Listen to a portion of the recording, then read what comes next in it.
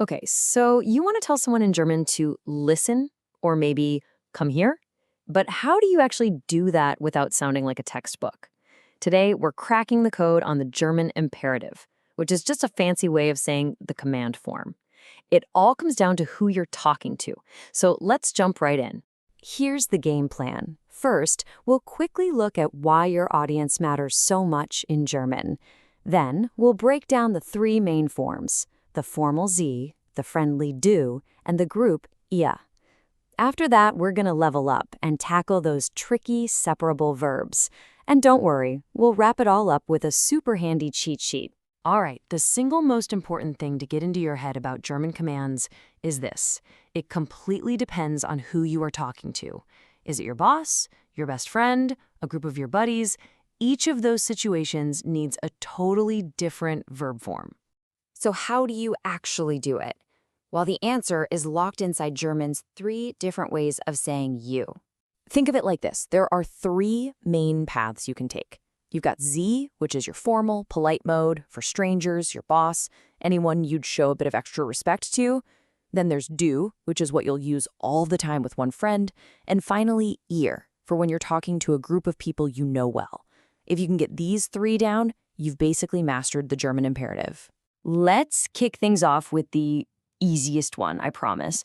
This is the formal Sie command. It's your go-to for being polite, and honestly, the grammar could not be simpler. The rule is so simple, you're gonna love it. You just take the verb's infinitive, that's the basic form you'd find in a dictionary, and you stick the pronoun Sie right after it. That's it. Verb first, then Sie. Done. Let's see this in action. Trinken Sie, Sprechen Sie. It's just that simple formula. Now, there is one little guy to watch out for, and that's the verb sein, which means to be. It's a bit of an oddball and becomes Seien Sie. But for pretty much everything else, that simple rule holds true. All right, feeling good? Let's move on to the command form you'll probably hear and use the most, the do command. This is for talking to your friends. But, fair warning, this one has a few quirks. A little bit of personality, you could say. So here's the trick. You already know how to conjugate verbs for do in the present tense, right? Well, you just take that form and you literally chop off the st at the end. And you don't say the word do either. You're just left with the verb stem. For a totally regular verb like trinken, the do form is trinkst. Chop off the st and it just becomes trink. For lernen, du lernst becomes lern. Simple enough, right? Okay, but now for the exceptions. All right, you're going to want to pay close attention here because this is where most people get tripped up. We're talking about those strong verbs, the ones that change their vowel for do. There are two key rules. Rule 1, if the vowel changes from E to I or E, like in sprechen, which becomes sprichs, you keep that vowel change. So sprichst becomes sprich. Got it? Now rule 2, if the vowel changes from A to E, like in fahren, which becomes fährst, you drop the amount. It goes back to a plain A. So fährst becomes fahr. Let's look at a few more of these in action so it really sinks in. Helfen becomes hilf, lesen becomes lies, and geben becomes gib. Notice they all keep that E to I or EE vowel change. That's the key pattern you're looking for. Oh, and a quick side note, you might sometimes hear people add an extra E at the end, like trinken. It's not wrong, it just sounds a little softer or more traditional, but in everyday modern German, that short, crisp form is way more common. Okay, deep breath. We made it through the trickiest form. Let's get back to something nice and simple, the Ich form. This is what you use when you're giving a command to a group of friends. And you'll be happy to hear this one is just as easy as the Sie command.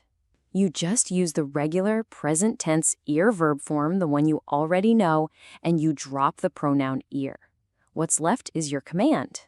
And yeah, it's that straightforward. You say ihr trinkt, so the command is just trinkt. You say ihr sprecht, so the command becomes sprecht. No vowel changes, no hidden rules. It's just the verb form you've already learned. Now that you've got the main three forms down, it's time to level up. What happens with those funny, separable verbs like aufwachen, to wake up, or mitkommen, to come along? There is one golden rule that applies across all three command forms, which is awesome. The separable prefix, that little bit at the beginning of the verb, always, and I mean always, gets kicked to the very end of the sentence. Here's how it works with aufwachen. First, you form the command for the main part of the verb, wachen, which in the do form is just wach. Then you just take that prefix auf and pop it at the end. Put them together and you get wach auf. And look how consistent this rule is, it's great. For the verb mitkommen, the prefix mit goes to the end whether you're talking to one friend, komm mit, a group of friends, kommt mit, or someone formally, kommen Sie mit. The prefix always goes last. Okay, we have covered a lot of ground.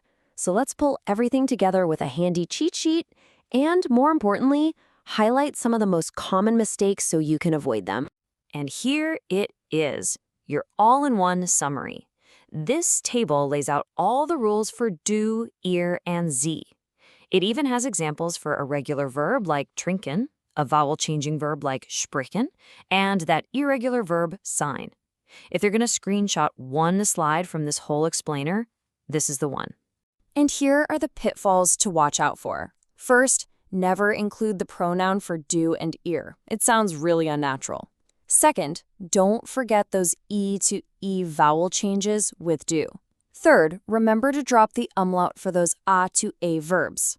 And finally, always move that separable prefix to the end. If you can avoid these 4 mistakes, you're going to sound way ahead of the curve. So, you've seen the rules, you know the mistakes to avoid. Now for the final test. How would you tell a friend to drive carefully? Remember that tricky rule for verbs like fahren? Think you've got it? Give it a shot.